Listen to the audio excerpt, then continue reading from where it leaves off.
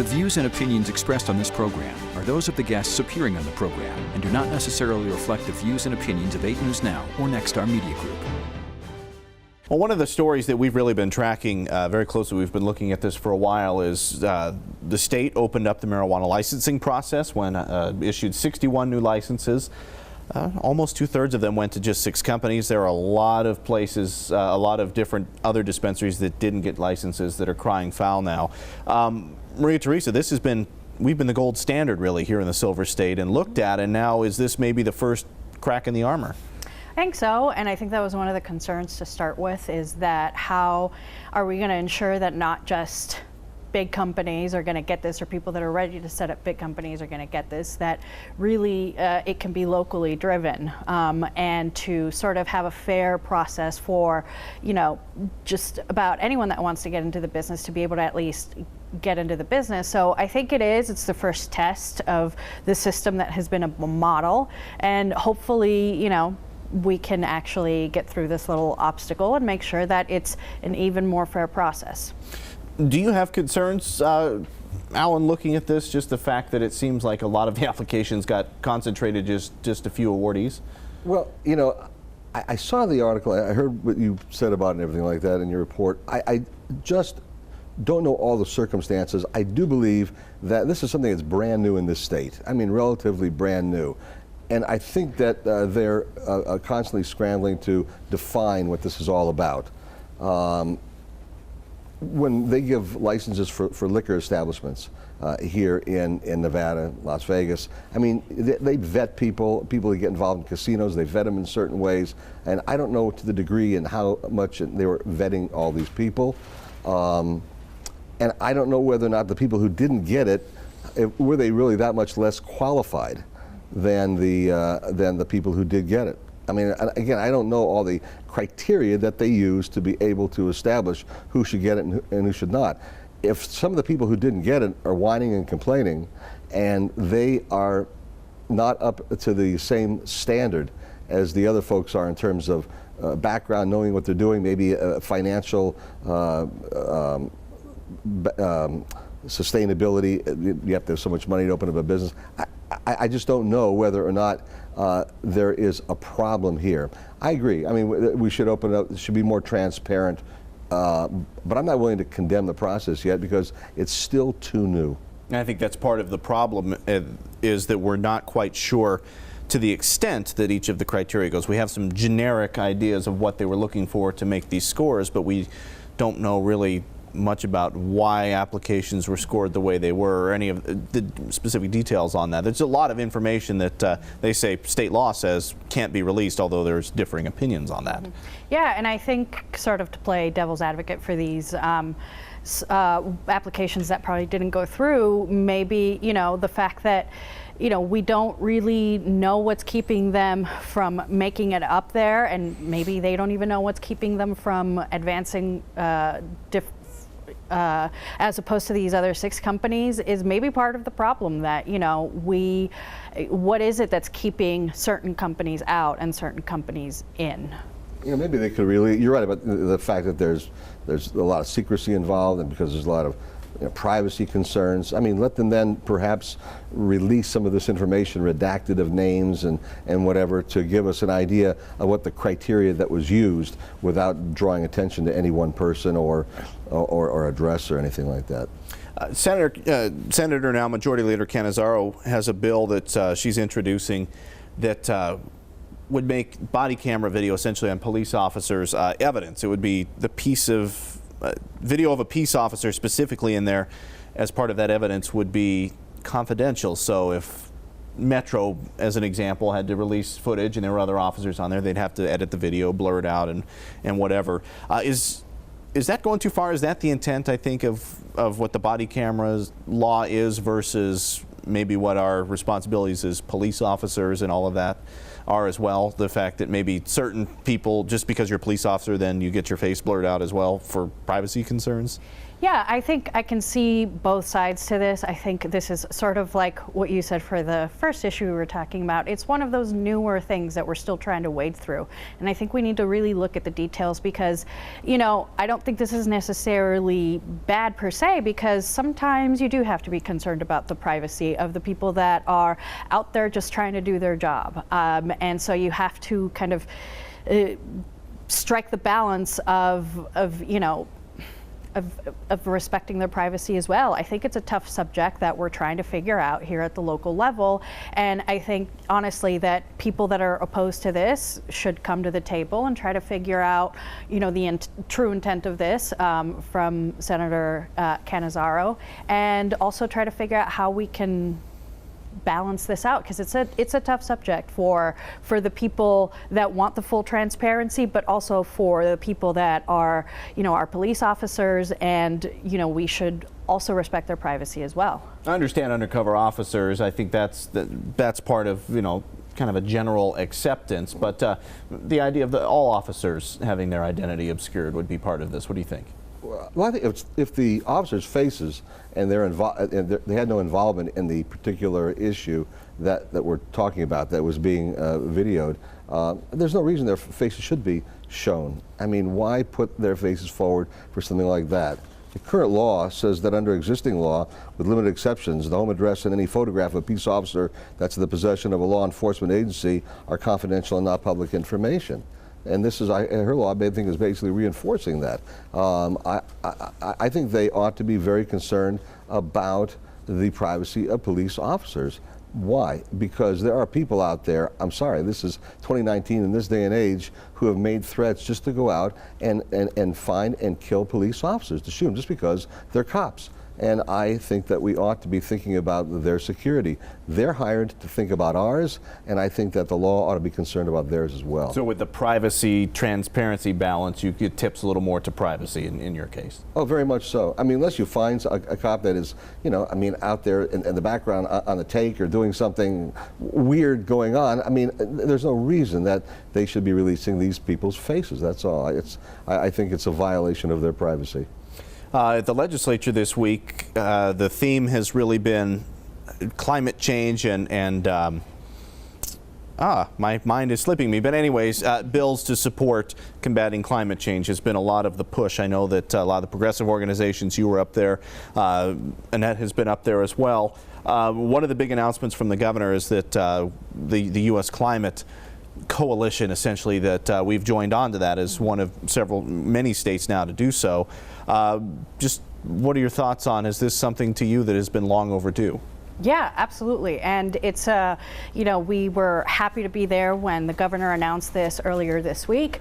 It's an amazing, you know, initiative that bipartisan governors all across the state, all across the country are doing, not just to combat climate change, but to also locally within their own states reach certain conservation and renewable energy goals. So it's exciting to have Nevada sign on to that. We've been doing that proactively for a few years, really, you know, expanding our clean energy, renewable energy industry and goals here. So it's just an additional sign off that, you know, Nevada is going to do the best that it can to, you know, conserve our state and conserve our world.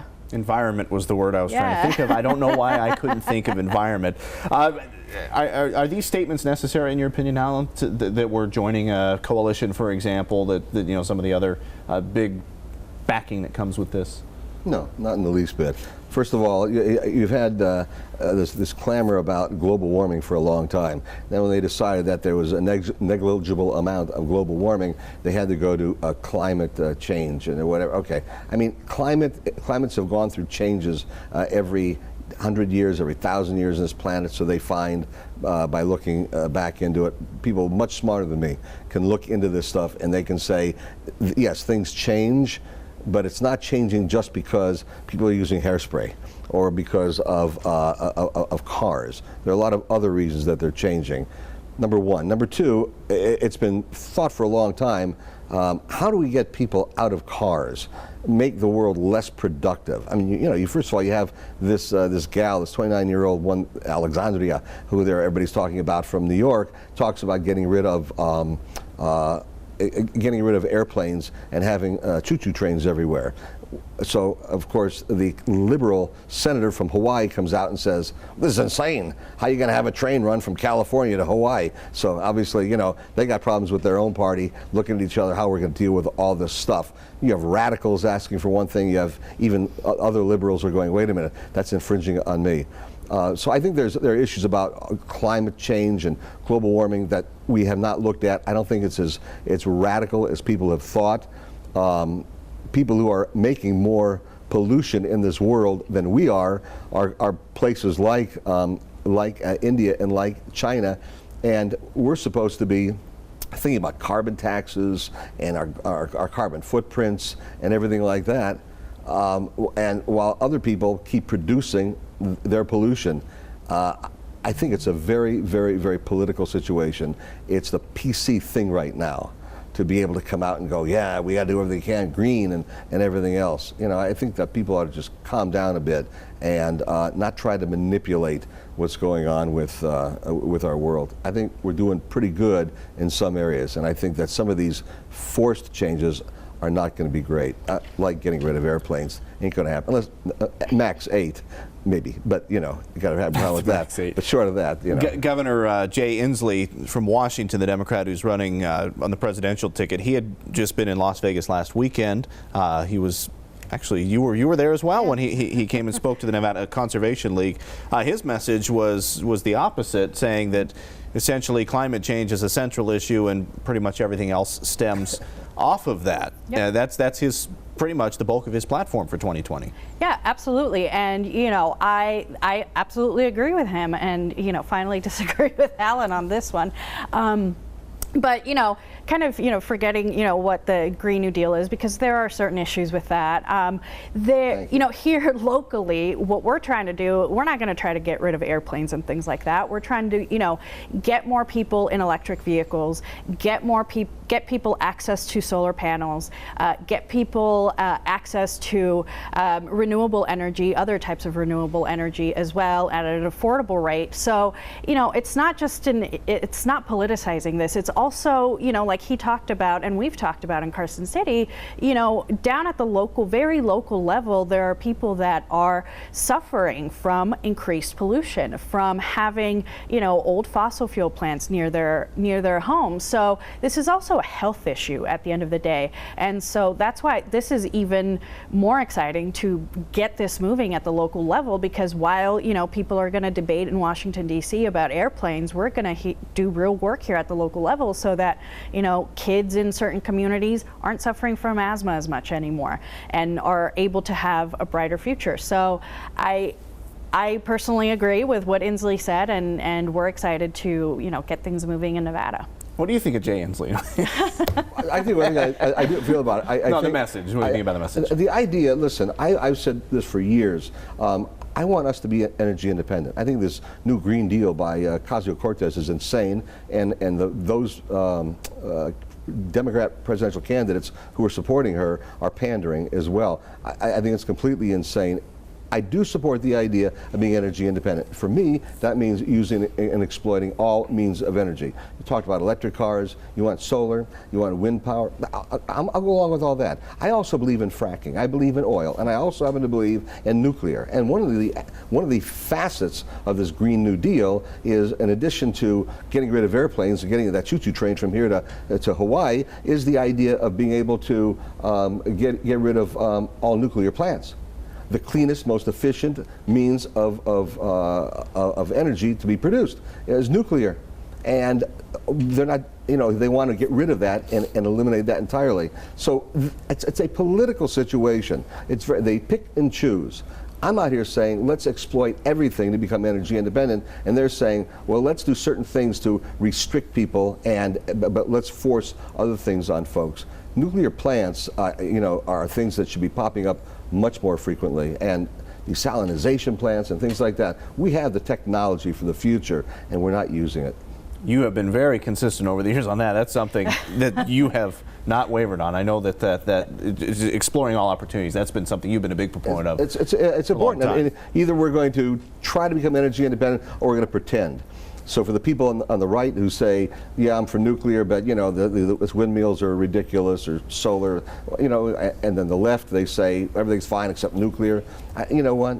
So you and I have got to get together in this in D.C. and educate them and let them know all means of energy exploration is the most important thing to be able to do. So I mean, that's where I'm coming. So if this fellow who is here supports where I'm coming from, well, then I'm on his side on that one. I want to get both of your takes on another national issue. Nancy Pelosi and Adam Schiff both saying that they're not supporting impeachment proceedings or the idea of trying to pursue that for the president. I think Nancy Pelosi said something effective, well, he's not worth it, as part of moving on. Essentially closing the door, leadership closing the door on that happening. I just want to get your thoughts. Yeah, I can, you know, personally, I would have probably liked a different answer from her, but I do see where she is coming from. That, you know, instead of doing the sideshow of impeaching the president, let's try to have the people's house, the people's branch of the government, try to do the people's business. And that means, you know, fighting for legislation. So I can see her point, and I can see why she would want to, instead of focusing on that, focus on legislating. What do you think, Alan? Well, I mean, let's face it. I mean, from the day he was elected in November of 2016, people have been clamoring for the impeachment of Donald Trump. I mean, he hadn't taken off his oath of office yet, and they were clamoring for his impeachment. They will clamor for it for the next 2 years. And then when he's reelected, they're going to clamor for it for the following 4 years until he's in there 8 years. And they're going to be, you know, just going out of their minds, not being able to impeach this guy, nothing to impeach him about. And the reason that they're now saying that, Schiff and Pelosi and some of the others, is because there's nothing to impeach him on. There's no there. Or as your former candidate for president said, it's a nothing burger. You know, it's nothing at all.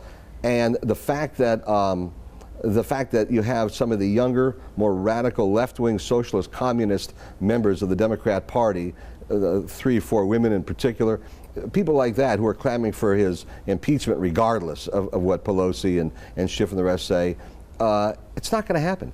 There's nothing that's been shown, including the Mueller investigation, which, by the way, nothing's come out about that. I talked to somebody yesterday who hates Trump, and he said to me, nothing yet. They keep saying that, nothing yet. Well, they've been investigating for 2 years, and every time they ask people like Dianne Feinstein, who sits on the committee, so what have you found? What have you found? She says, nothing yet. She says that, but she goes, but we'll keep looking. I mean, we're going to dig as far as we can. It's like, if you know, are you going to look for oil here? I don't know.